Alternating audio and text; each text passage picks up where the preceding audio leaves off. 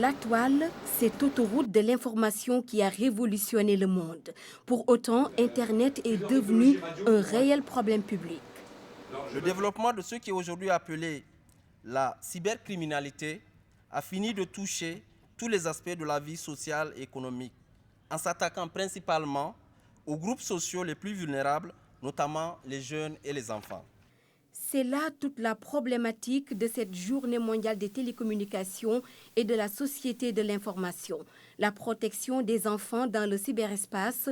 Des études ont prouvé que c'est la tranche d'âge la plus active sur la toile. 90% des adolescents et des jeunes adultes utilisent Internet et plus de 60% d'entre eux s'adonnent sur une base journalière aux groupes de discussion en ligne.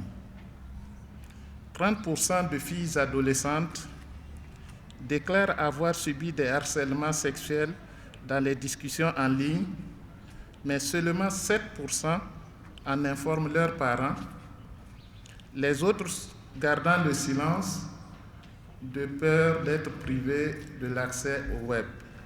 Autant l'éthique constitue une source intarissable d'informations, autant elles peuvent être une mine de danger pour les adolescents. 3 enfants internautes sur 4 sont prêts à échanger des informations personnelles avec des correspondants et 1 enfant sur 5 est la proie des prédateurs sur Internet.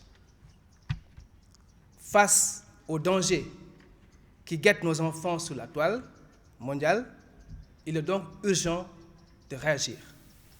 La Convention des Nations Unies exige l'application stricte des droits de l'enfant pour un accès libre et sécurisé des enfants à Internet. Mais il n'existe pas encore de définition admise sur la cybercriminalité. Au Sénégal, un programme spécial de 198 millions de francs CFA est mis en place.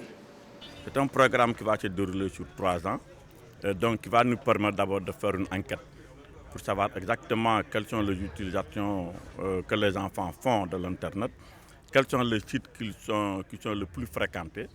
Et une fois qu'on aura toutes ces données, on va mettre en place des sortes de paravents. C'est-à-dire on va d'abord faire une politique d'information en direction des parents, des éducateurs, de tous ceux qui ont de rapport avec les enfants.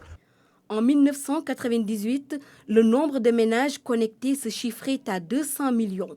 Aujourd'hui, on en est à un peu plus d'1,5 milliard.